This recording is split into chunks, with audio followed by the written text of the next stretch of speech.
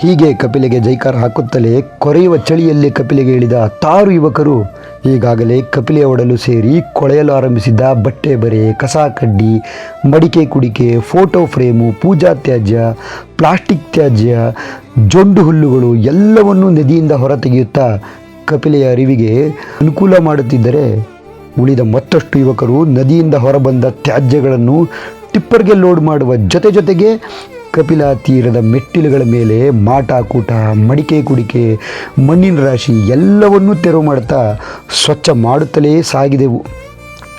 ನಾವಷ್ಟೇ ಅಲ್ಲ, ನಮ್ಮ ಕರೆಗೆ ಹೋಗೊಟ್ಟು ಹಲವು ಸಂಘ ಸಂಸ್ಥೆಗಳು, ವಿದ್ಯಾರ್ಥಿಗಳು, ಪುಟ್ಟ ಮಕ್ಕಳು ಸಹ ಈ ಕಾರ್ಯದಲ್ಲಿ ಜೊತೆಯಾಗಿ ಸುಮಾರು 400 ಮೀಟರ್ಗಳಷ್ಟು ಉದ್ದವಿರುವ ಕಪಿಲೆಯ ಸ್ನಾನಘಟ್ಟವನ್ನು ಸ್ವಚ್ಛ ಮಾಡುತ್ತಾ ದಾರಿ ಸವೆಸುವ ಹೊತ್ತಿಗೆ ಸೂರ್ಯ ನೆತ್ತಿಯ ಮೇಲೇರಿದ್ದ. ಆ ಸಮಯಕ್ಕೆ ಸರಿಯಾಗಿ ಶ್ರೀಕಂಠೇಶ್ವರನ ಪ್ರಸಾದ ನದಿ ತೀರಕ್ಕೆ ಆಗಮಿಸಿತು.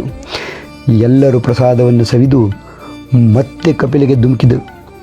ಕೊಳಕು ಬಟ್ಟೆಗಳಿಂದ ಉಸಿರುಗಟ್ಟಿ ಕಪ್ಪಾಗಿದ್ದ ಕಪಿಲೆಯಿಂದ ಬಟ್ಟೆಯ ರಾಶಿಗಳನ್ನು ಮೇಲೆತ್ತುತ್ತಲೇ ಕಪಿಲೆ ಸರಾಗವಾಗಿ ಎರೆಯಲು ಆರಂಭಿಸಿದಳು. ಕಪಿಲೆ ಸರಾಗವಾಗಿ ಎರೆಯಲು ಆರಂಭಿಸಿದ್ದು ಕಂಡು ನಾವು ನಿಟ್ಟುಸಿರು ಬಿಟ್ಟೆವು. ಕಡೆಯದಾಗಿ ಕೇಳುವುದು ಇಷ್ಟೇ, ನಮ್ಮ ಕಪಿಲೆ ಕಸತ್ತೊಟ್ಟಿ ಅಲ್ಲ, ಆಕೆ ಕಾಮಧೇನು.